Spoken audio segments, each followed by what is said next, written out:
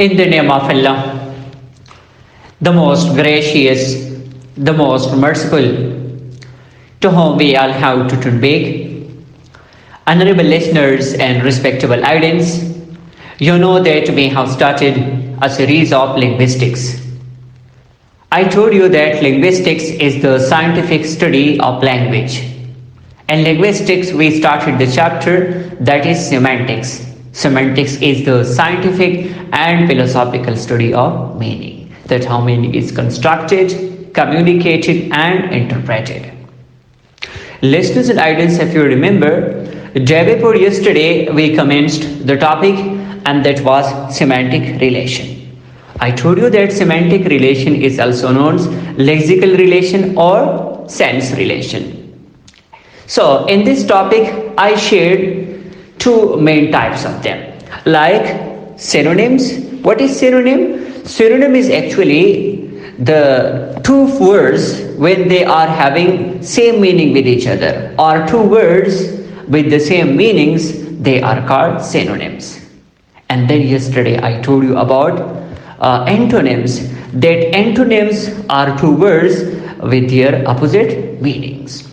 Today I'm going to further extend the topic in lexical relation, and that is hyponyms. What are hyponyms and what are the two forms of hyponyms? You will learn about in this lecture. So be with me and listen to this lecture from beginning until end. Listeners and audience, whenever we are talking about hyponyms, hyponyms mean when one word meaning is included in another word. That type of relation is known as hyponyms. I'm repeating, when the meaning of one word is included in the meaning of another word, such type of relationship is known as hyponyms. For example, I have the word animal. So you see this word animal. What is the hyponym of animal? For example, the hyponym of animal is dog. Okay. I have another word, for example, what would be another hyponym of it? For example, horse. Take another word. I have a word vegetable. Vegetable. In casual conversation, we have vegetable. So we have vegetable. What would be the hyponym of vegetable? The hyponym of vegetable would be carrot. Carrot. Okay.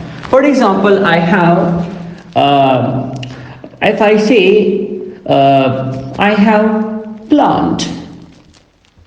What would be the hyponym of the plant? That would be, for example, flower. That would be banyan. That would be tree. Okay, but let me further categorize them. So, what is hyponym? You know now.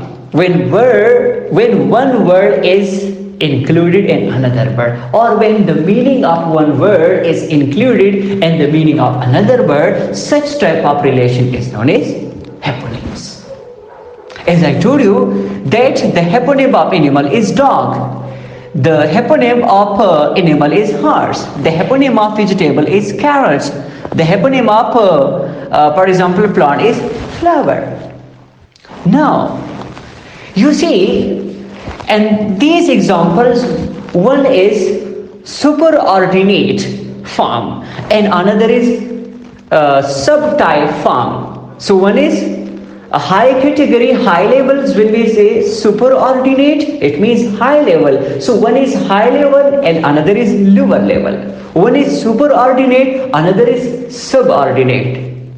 So now, how you will divide these types? So you see, animal, it is high level, it is high category. So that's why we call it superordinate.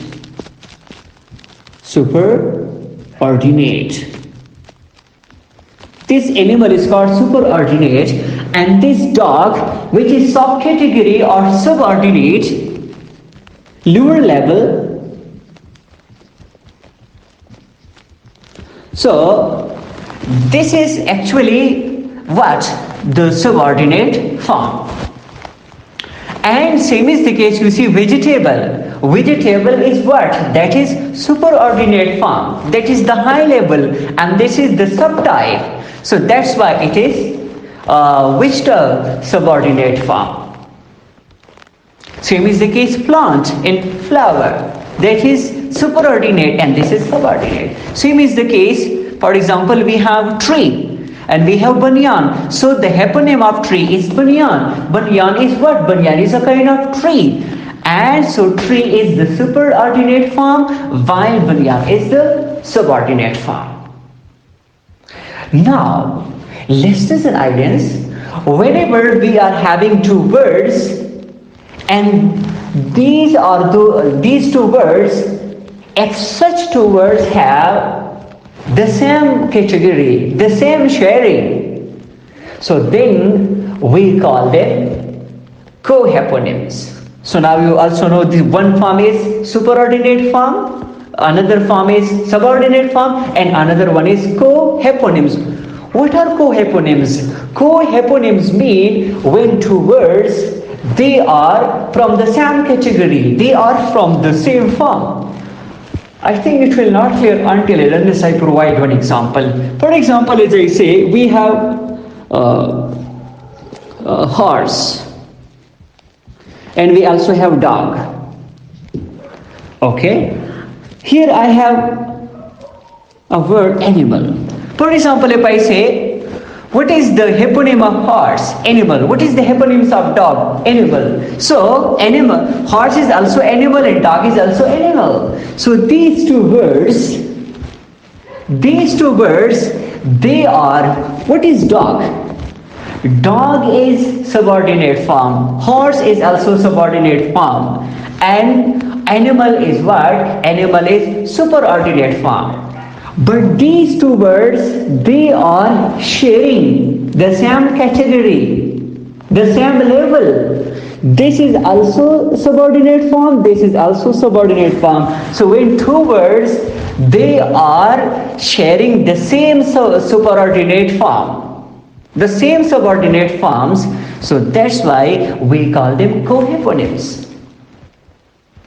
You see, horse is also animals and dog is also animals. So these two words, they are sharing the same superordinate form. Yes, this is subordinate form, this is also, but the form which is subordinate, it has superordinate form, it also has superordinate form. That's why these two words combinedly, collectively, they are called what? They are called co-hyponyms. Co-hyponyms. I'm repeating. This is called superordinate forms. This is called subordinate form. This is called subordinate forms. These two words, they are having the same superordinate form, which is animal. That's why they both are called co-hyponyms. Also, take the example, for example, we have, for example, insects. Insects. In insects, if I say, we have worms, fine? Yes, worms, it is, I think, with O, sorry. That is worms, this is one variety. And we also have, for example, grasshopper.